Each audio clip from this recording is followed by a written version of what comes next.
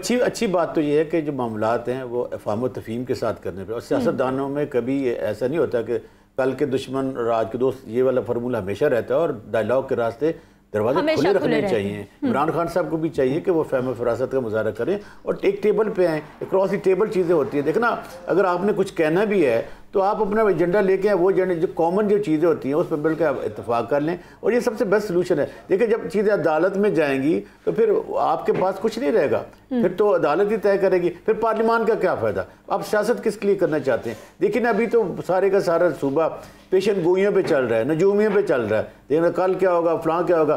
काश कोई ऐसा नजूमी भी होता, ऐसी पेशन गोई भी करता कि मुल्क के सूबे के हालात चंद दिनों में ठीक हो जाएंगे, लोगों को रोज़गार मिल जाएगा, लोगों को सस्ती और अशिया फराहमी मिल जाएंगी, लोगों को तालीम मिल जाएगी, लोगों के लिए सेहत की सहूलतें मिल। सर, हमें ये चीज़ें चाहिए।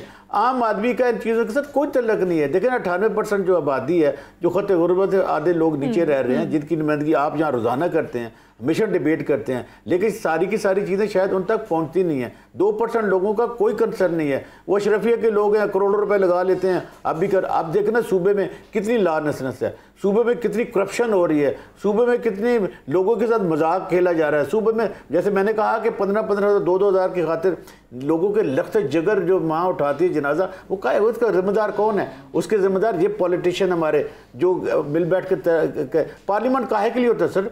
156 लोग गुज़श्ता 8 महीने से पार्लियामेंट में जा ही नहीं रहे और वो मज़े भी उड़ा रहे हैं। पंजाब में भी यही सूरत हाल है। देखना, आपके पास एक मैंडेट है, लोगों ने आपको 5 साल के लिए मुंतखब किया है, एक वोट की एक अहमियत है। हम और आप कहाँ जाएंगे सर? हमने तो आपको 5 सालों के लिए भेजा, अब आप बैठने के लिए तैयार नहीं है। मसलन कल इलेक्शन हो जाते हैं तो क्या आप समझते हैं कि इन मसाइल का हल हो जाएगा? सर, ख़त्म ही नहीं है जब तक तमाम पाकिस्तान की पोलिटिकल पार्टी रिकन्सिलेशन नहीं करती, अफ़ाम तफ़हीम नहीं करते। मुल्क के मसाइल इतने गंभीर, हम मुल्क के मसाइल को, हालात को उस नहज पे ले जा चुके हैं कि वापस नहीं आते सर। अब आपने मन्नू में देखा होगा कि कितनी, और हमारे कितने नौजवान शहीद हो रहे हैं, हमारे आम सिविलियंस शहीद हो रहे हैं। इसका सर जिम्मेदार कौन है? इन सारे का जिम्मेदार हम हैं, इसलिए कि हम मुल्क के मसाइल को अफ़ाम तफ़हीम के साथ हल करने के लिए तैयार ही नहीं है। हम एक दूसरे की शक्ल देखने के लिए तैयार नहीं है। करप्ट, चोर, लुटेरे, तो भाई आप ऐसे लोग कहाँ से लाएंगे? फरिश्ते तो नहीं आएंगे। हमें में से लोगों को इंतखाब करना, हाँ, लोगों को एक चॉइस देनी चाहिए।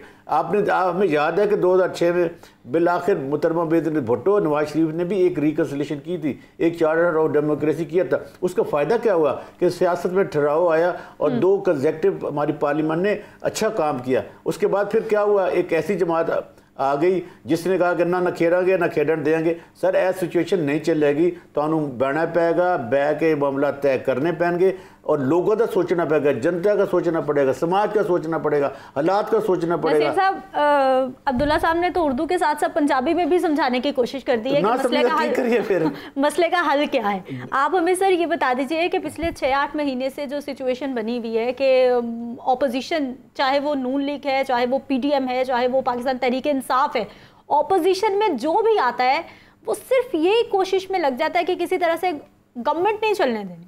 जी, आपका सवाल बड़ा ज़बरदस्त है कि यहाँ रवैयों का सारा रौला है, रवैयों की लड़ाई है। देखें ना, जब यही पार्लियामेंटेरियन है ना, जब कानून बनाते हैं तो ये आइडियल सर्कमस्टांस को देखे हुए कानून बनाते हैं, ठीक है जी। अब जब इसी कानून की इम्प्लीमेंटेशन की बात आती है तो ये इसको पे अमल ना करने के 101 बहाने ढूंढते हैं और इसमें रोड़े अटकाते हैं, छोटी छोटी बातों पे मामलात को अदालतों में लेके जाते हैं। इसका मतलब है कि जब कोई चीज़ किसी को फेवर कर रही होती है तो वो आइडियल बन जाता है, और जब वो चीज़ उसके ख़िलाफ़ जा रही होती है तो वही जो है वो उसको लटकाता है, लिंगरिंग ऑन करता है और कोशिश करता है कि इस कानून की तलवार से मैं बच ही जाऊँ। ये अनफॉर्चुनेटली हमारी सारी पॉलिटिकल पार्टियों का अलमिया है। एक वक्त में एक पॉलिटिकल पार्टी मिसाली बन रही होती है, उसी वक्त जब पॉलिटिकल पार्टी खुद उस जगह होती है तो वो वही कर रही होती है जो पहले कर रही होती है। एक तो सबके रवैये जो है ना वो ठीक होने चाहिए। अब देखिए, बेनज़ीर नवाज शरीफ साहब ने आपस में लड़ के एंड पे चार्टर ऑफ डेमोक्रेसी पे पहुंचे और मैं समझता हूँ कि उनकी कुछ अंडरस्टैंडिंग है।